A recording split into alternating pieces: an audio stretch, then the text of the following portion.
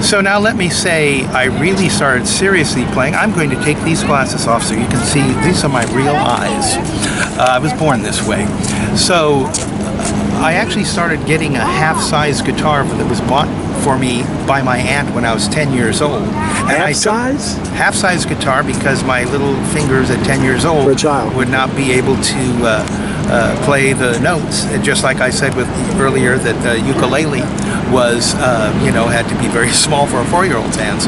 A lot of people, I say in the bios, or the bios that have been written about me, say you started at 10, but the reason why is most people don't believe you started at 4. So that's why that is.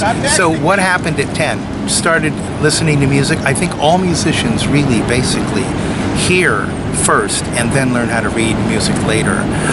And so that's what I did. Started picking out tunes from records and that. Along about 16, I heard Segovia play at the Dorothy Chandler Pavilion in Los Angeles.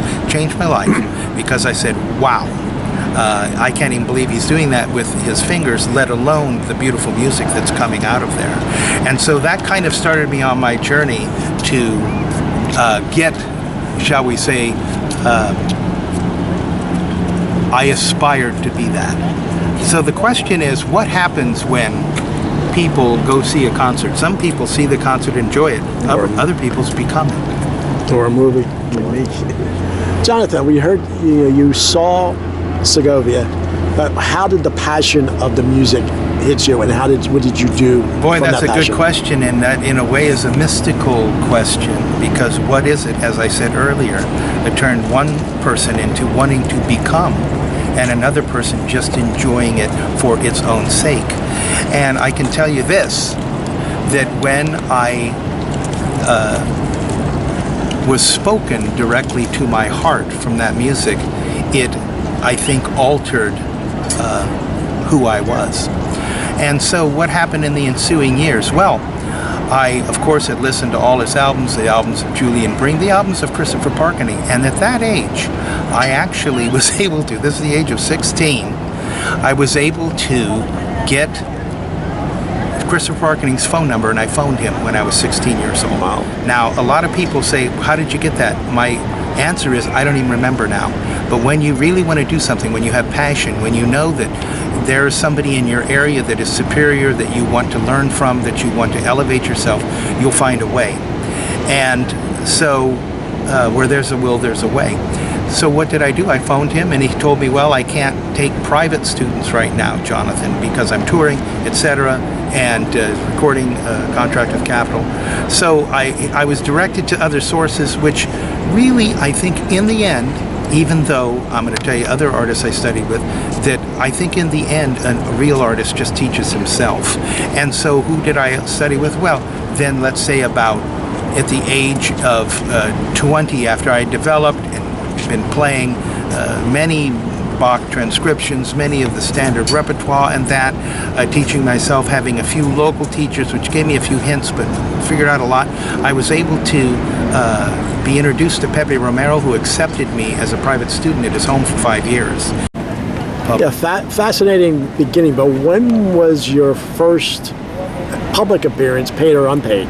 Okay, so I won't say this is my first one, but I will say a notable one. There was a talent show at my high school. I played classical guitar. I played a Bourrée or a Sarabande, I don't even remember now, by Bach. And there was a rock group on.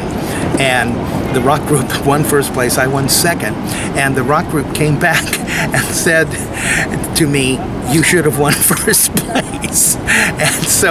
And I go, it's okay, you know. And so I will say that's a notable performance. Is that my first one? No, I played before that, but some of it's very hazy. I can't remember a time but when that guitar was not in my... Yeah, but that gave you the catalyst to say, this is what I want to do. I knew what I wanted to do already. So that was it. Carl. Yeah. That's, most people don't get that, but all the successful artists, no matter what they're doing, that first, and then they say, yeah, I like this. Yeah, honestly, I think that what happens with a musician is you have a center that never leaves you. And that center you find via the pathways of that music. How? I go, it's like the Bible, the Lord works in mysterious ways. Yes. I go, how? I go, well, that's a very difficult thing. I think it's also, to be fair, difficult for any artist to analyze themselves because they have their own view. I had a dear Romanian friend who once said to me, an artist always explains to himself why he writes this way, why he paints this way, why he plays music this way. And I go, that's true. And I go, well, is that the definitive answer? I go, probably not. But so what did I do after that?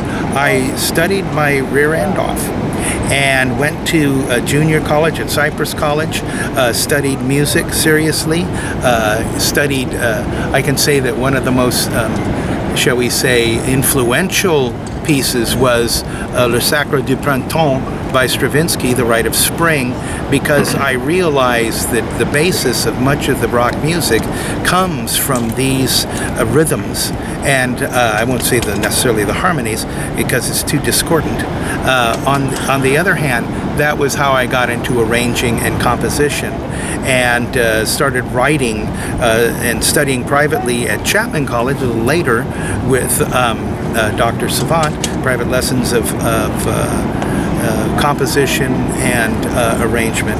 And that was meaning that I'm writing string quartets, small orchestral pieces, octets by wind octets, let's say, with quintets, and many other pieces. One for solo violin I remember writing from a raga that I heard at a yoga class one time. Called it the Song of Dahlia, I remember. So there are many things in that realm.